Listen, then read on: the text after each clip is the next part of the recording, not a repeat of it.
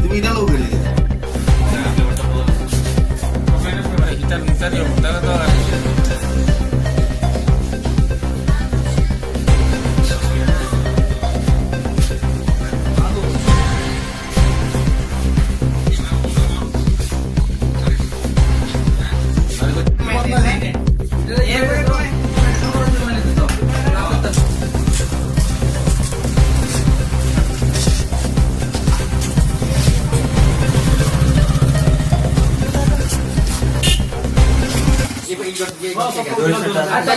Police কেড়ে ধরছে তোমার?